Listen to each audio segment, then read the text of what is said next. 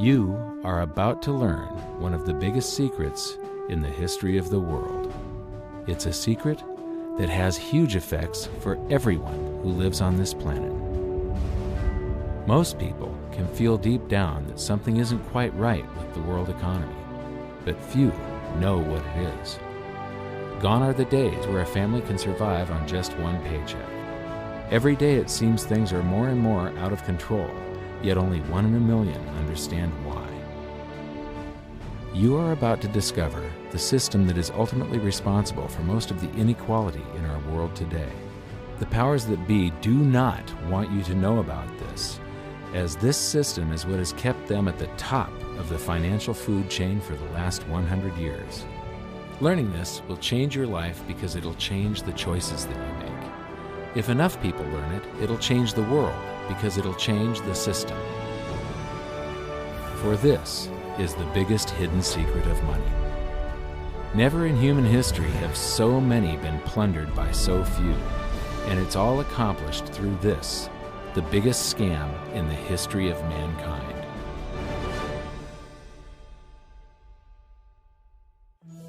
They say that money doesn't grow on trees, but the truth is that the modern banking system creates currency far faster than trees can grow. Most people don't have a clue how currency is created. Economists and bankers make it sound so complex that people think they can't understand it. But I'm going to strip our monetary system down to its essence so that you can see the scam behind the curtain and just how it affects you. Every modern society creates currency in pretty much the same way. But since the US dollar is the majority of the world's currency, I'm going to use the United States as our example. It all starts when some politician says, "Vote for me and I'll make sure the government provides you more free stuff than my opponent will." But there's no such thing as a free lunch.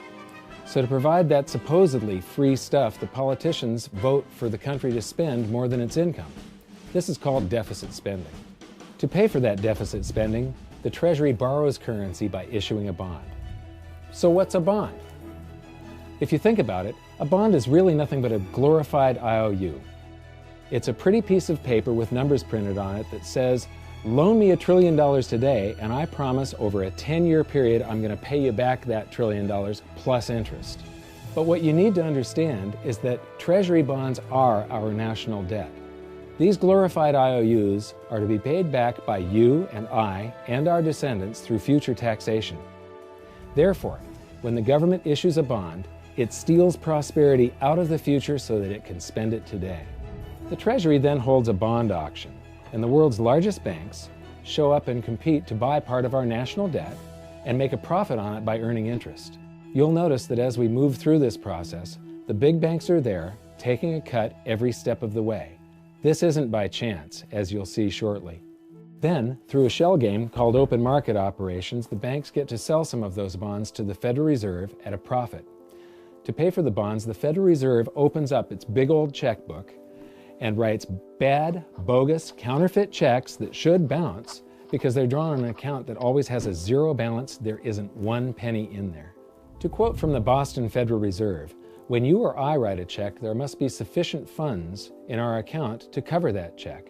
But when the Federal Reserve writes a check, there is no bank deposit on which that check is drawn. When the Federal Reserve writes a check, it is creating money."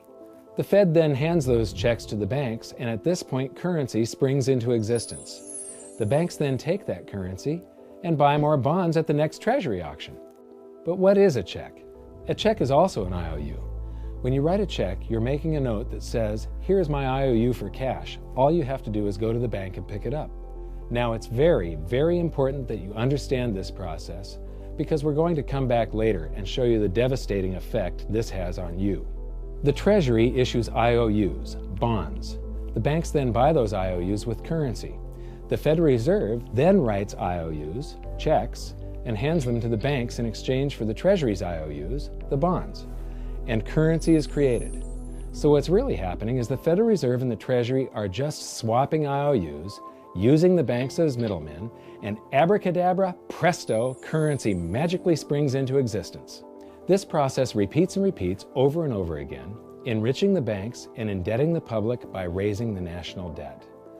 The end result is that there's a buildup of bonds at the Federal Reserve and currency at the Treasury. This process is also where all paper currency comes from. The Federal Reserve and the government mistakenly call it base money because they didn't watch episode 1 of this series and they don't know the difference between money and currency. But I will correctly refer to it as base currency because it is not money. It is currency, and as we've learned, there is a big difference. Money has to be a store of value and maintain its purchasing power over long periods of time. We learned in episode 1 that earlier in our history, our paper currency was just a claim check. It was a representation for real money of intrinsic value, the gold and silver that was held on deposit at the Treasury. You could walk into any bank and slap your currency, like say a $20 bill, on the counter and redeem it for real money, a $20 gold piece. But now, this base currency that's piling up back here is really nothing but a receipt or a claim check on an IOU, that bond. So it's really nothing but a supply of numbers. The Treasury then deposits the newly created currency into the various branches of the government, and the politicians say, "Hey, thanks for that." And the government does some deficit spending on public works, social programs, and war. The government employees, contractors, and soldiers then deposit their pay in the banks. Now, this may come as a shock to you, but when you deposit your currency with the bank, you're not actually depositing it into an account to be safely held in trust for you. Instead, you're actually loaning the bank your currency, and within certain legal limits, they can do with it pretty much anything they please. This includes gambling in the stock market and loaning it out, at a profit, of course. Now this is where the machine of currency creation really gets cranking, because this is where something called fractional reserve lending comes into play. Fractional reserve lending is exactly what it says. The banks are allowed to reserve only a fraction of your deposit and loan the rest out. Although reserve ratios may vary, I'm going to use a 10% reserve ratio as our example. If you deposit $100 in your account, the bank can legally take $90 of it and loan it out without telling you. The bank must hold $10 of your deposit in reserve just in case you want some of it. These reserves are called vault cash. But why does your bank account still say you have $100 if the bank has stolen $90 of it? Because the bank left IOUs it created, called bank credit, in its place. Now I know this sounds crazy, but here it is in black and white from the Fed. Commercial banks create checkbook money when they grant a loan simply by adding new deposit dollars in accounts on their books in exchange for a borrower's IOU. These are nothing but numbers that the banks type into their computers. And even though these bank credit IOU numbers are very different from base currency numbers, because they only exist in computers, they are still currency. So now there is $190 in existence. Now, the reason people take out loans from the banks is to buy something. They're going to buy a house or a car or something like that. So the borrower takes the $90 that the bank loaned to him from your account, and he pays the seller of the item. But then the seller deposits that currency into his account, and his bank loans out 90% of that and leaves bank credit numbers in its place. So now there's $271 in existence. This process repeats and repeats until under a 10% reserve ratio, an initial deposit of just $100 can create up to $1,000 of bank credit, all backed by $100 of vault cash, just 10%. But as I said, reserve ratios vary wildly. On some deposits, it's 10%, on others, it's 3%, and on some forms of deposits, reserve requirements are 0. The result is that the expansion of the currency supply by the banks is far greater than even this example would lead you to believe. So once again, when currency is deposited in the banks get to lend it out, and then it gets redeposited and relent, redeposited and relent, redeposited and relent over and over again, creating bank credit all the way. This is where the vast majority of our currency supply comes from. In fact, 92 to 96% of all currency in existence is created not by the government, but here in the banking system. Now, massive amounts of currency spewing into society may at first sound like a fun idea. That is, until you remember one of the most important hidden secrets of money from episode 1, that the prices of everyday goods and services act as a sponge on an expanding currency supply. The more currency we have, the more prices rise. This is where inflation comes from. The true definition of inflation is an expansion of the currency supply. Rising prices are merely the symptom. So our entire currency supply is nothing but a couple of bucks whipped up in this hocus-pocus scam where the Treasury and the Federal Reserve swap glorified IOUs, and a bunch of numbers that the banks just type into their computers. That's it. That's our entire currency supply. It's nothing but a supply of numbers. Some of them printed, most of them typed, and there is nothing else. But if you thought that was crazy, get ready to enter the twilight zone of modern economics. We work for some of that currency supply. True wealth is your time, but we trade away moments of our lives, hour by hour, day by day, and year by year, for numbers that somebody printed on pieces of paper or just typed into a computer. Now those numbers represent our blood, sweat, tears, labor, ideas, and talent. We are what gives the currency its value. But here comes the really cruel joke. We work hard so that we can save some of that currency, so that we can pay the tax collector. In the United States, it's known as the IRS. They then turn it over to the Treasury so that the Treasury can pay the principal plus interest on that bond that the Federal Reserve bought with a check drawn on an account that has nothing in it. Now let's do a recap on this section, because this is where the system begins to rob you and I on a massive scale. Much of our taxes are not used for schools, roads, and public services, but to pay interest on bonds that the Federal Reserve bought with a check drawn on an account that has nothing in it. The Federal Reserve is committing fraud. But here's one of the biggest secrets of them all. Before the establishment of the Federal Reserve, there was no need for personal income tax. The Federal Reserve was created in 1913, and that very same year, the Constitution was amended to allow income tax. Do you really think this was just a coincidence? Ask yourself how much income tax you've paid over your lifetime. Much of it has been silently siphoned away into the hands of those who own the system. Yes, this system has owners. Who they are is an even bigger secret that we'll get to shortly. But first, we need to understand the mumbo-jumbo of the so-called debt ceiling. It's all based on a huge paradox. There was interest due on that bond, and there was interest due on every one of those loans that the banks made. That means that there is interest due on every dollar in existence. Let me ask you something. If you borrow the very first dollar into existence, and that's the only dollar that exists on the planet, but you promise to pay it back plus another dollar's worth of interest, where do you get the second dollar to pay the interest? The answer is that you have to borrow that one into existence and promise to pay it back with interest as well. So now there are $2 in existence, but you owe $4, and so on and so on. The result is there's never enough currency to pay the debt. There is always more debt in the system than there is currency in existence to pay the debt. Therefore, the whole system is impossible. It is finite. It will come to an end one day. What would happen if the government stopped borrowing to do deficit spending? Are the payments on those treasury bonds going to stop? What would happen if the public stopped borrowing and going deeper into debt? Are your house and car payments going to stop? No. There is a payment due every month on the principal plus the interest on every dollar in existence, and those payments do not stop. If we stop borrowing, then no new currency is created to replace the currency that we used to make those payments.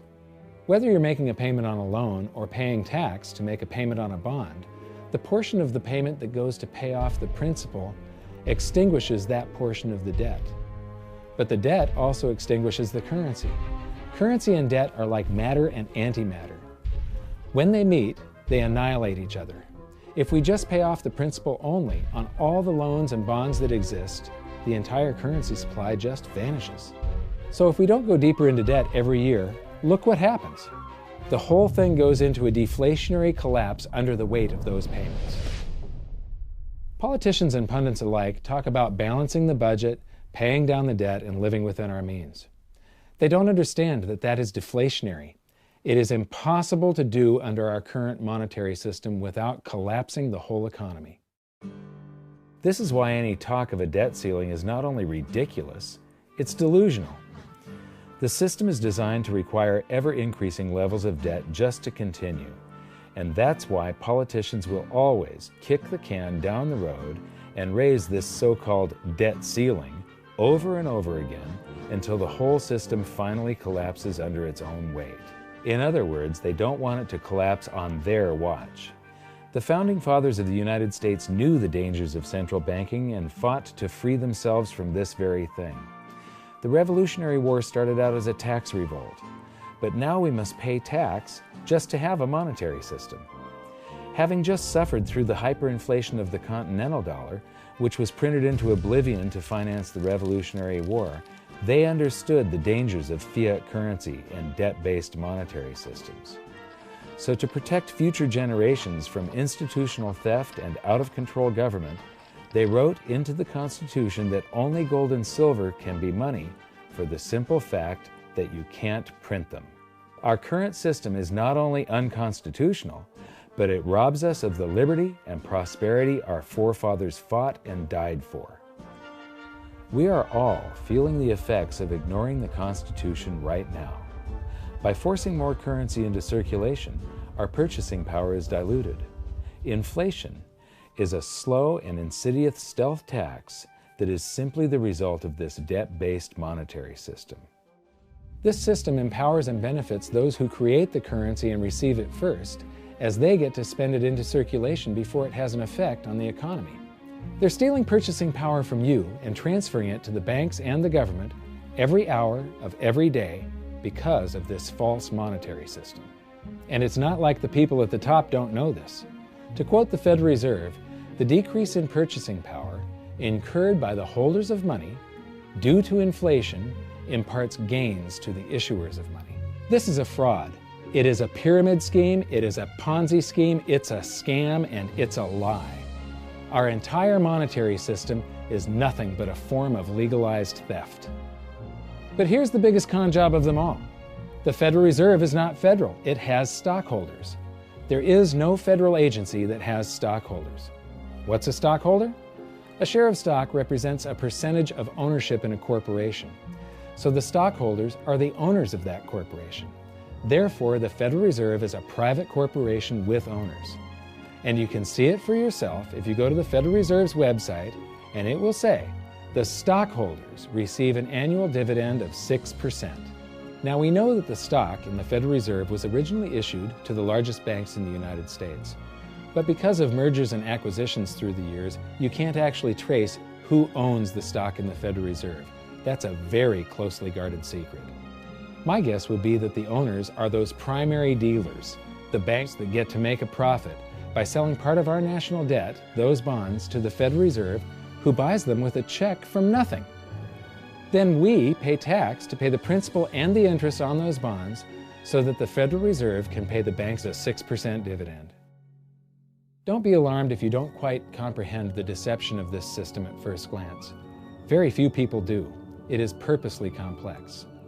The economist John Maynard Keynes once wrote, "By this means, government may secretly and unobserved confiscate the wealth of the people, and not one man in a million will detect the theft."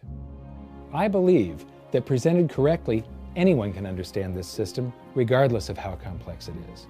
So let's do a recap and break it down even more. The way the system works is that, step 1, the government creates glorified IOUs. These bonds increase our national debt and put the public on the hook to pay it back. Step 2, IOUs are swapped to create currency. The Treasury sells the bonds to the banks. The banks then turn around and sell our national debt at a profit to the Federal Reserve, which they probably own. The Federal Reserve then opens its checkbook that doesn't have a penny in it and buys those IOUs with IOUs that it writes, checks, on a checking account that has a zero balance. Then they give those checks to the banks and currency just springs into existence, and then the whole process repeats. This results in a buildup of bonds at the Federal Reserve and currency at the Treasury, which is really just a supply of numbers. The Treasury then deposits the numbers in the various branches of the government, and we get to step 3. The government spends the numbers on promises, public works, social programs, and war. Then the government employees, contractors, and soldiers deposit their pay into the banks. And we get to step 4, where the banks multiply the numbers by magically inventing more IOUs through fractional reserve lending, where they steal a portion of everyone's deposit and lend it out. That currency gets redeposited, and then a portion is stolen again. And the process repeats over and over, magnifying the currency supply exponentially.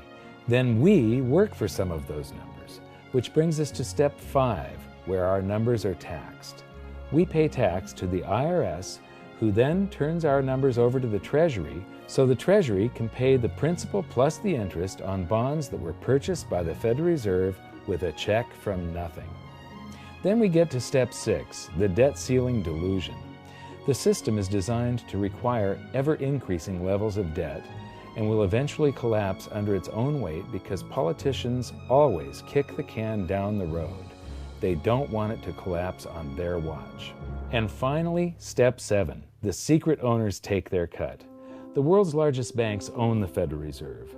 Those banks make a profit selling our national debt to the Fed. They make a profit when the Fed pays them interest on the reserves held at the Fed, and the Fed pays them a 6% dividend on their ownership of the Fed. This system is fundamentally evil. It funnels wealth from the working population to the government and the banking sector. It is the cause of the artificial booms and busts of modern economies, and it causes great disparity of wealth between the rich and the working class.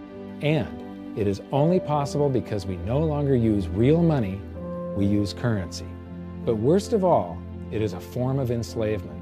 Bond is the root word of bondage. Whenever a government issues a bond, it is a promise to make us pay tax in the future. Nobody asked you if you wanted to pay tax today for the prosperity we all enjoyed in the last century. Nobody is asking our children if they want to work hard in the future to pay for the prosperity we're enjoying now. George Washington once wrote to James Madison, "No generation has the right to contract debts greater than can be paid off during the course of its own existence." By stealing prosperity from tomorrow so we can spend it today, we enslave ourselves and future generations. Now this all sounds pretty bad, but there is great hope, for you are the greatest threat to this false monetary system. This system relies on the public being ignorant of its workings. Please share this knowledge with everyone you know, because an informed public that fully understands the system can build a better future for generations to come. And now I leave you with this quote, widely attributed to a former director of the Bank of England. The modern banking system manufactures money out of nothing. The process is perhaps the most astounding piece of sleight of hand that was ever invented. Banking was conceived in inequity and born in sin. Bankers own the earth. Take it away from them, but leave them the power to create money and control credit, and with the flick of a pen, they will create enough money to buy it back again. But if you want to continue as the slaves of bankers and pay the cost of your own slavery, let them continue to create money and to control credit. This is the Federal Reserve in Washington, D.C. It's located on Constitution Street, and that is just as much of a joke as the New York Fed being located on Liberty Street. Both of them are unconstitutional, both of them limit our liberty, and they transfer wealth away from us every second of every day to the Federal Reserve, to the government, and to the banking sector. You are now among the 1 in a million who can detect the theft of your prosperity. So the big question is, what can you do about it? 1. Watch this video until you can describe and teach it to others.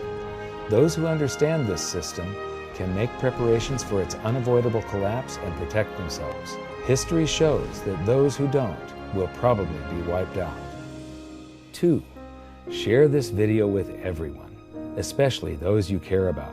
All it takes is a mouse click or two to get this message in front of millions. Post this video on Facebook, tweet it, email it to loved ones. Please share it wherever you can. 3. Join the conversation. The current world monetary system is based on a 300-year-old design meant to enrich a few at the expense of the many. There must be a better way. At hiddensecretsofmoney.com, we've created an open-source platform for the design and development of a new world monetary system. We're calling on every economist, every student, every college, every bright mind, and anyone who cares to join the discussion. In educating ourselves and each other, we can prevent the further loss of our freedoms and maybe, just maybe, win some of them back.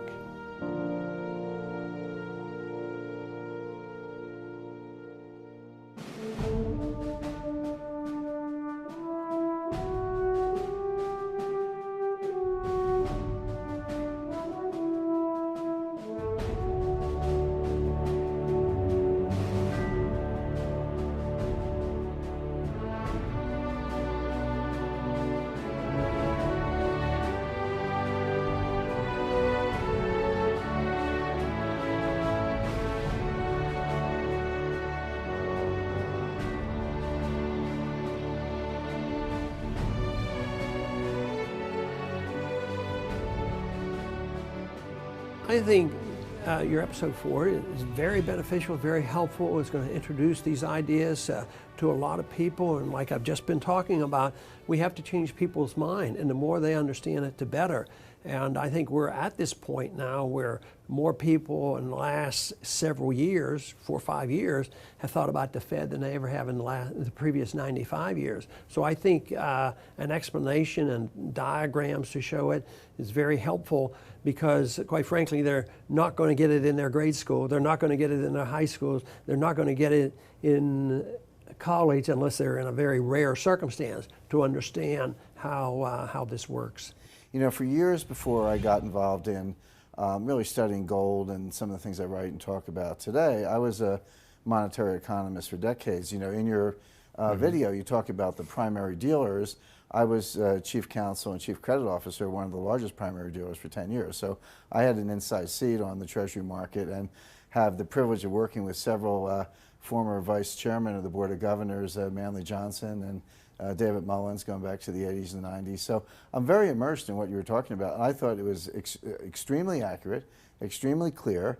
I didn't think you were stretching on any points. It was really like something out of a PhD course, except that it was very easy to understand. I think it's accessible. I think we're seeing a little bit of a revolution in communications in the following sense. You know, as you point out, the Fed was created in 1913.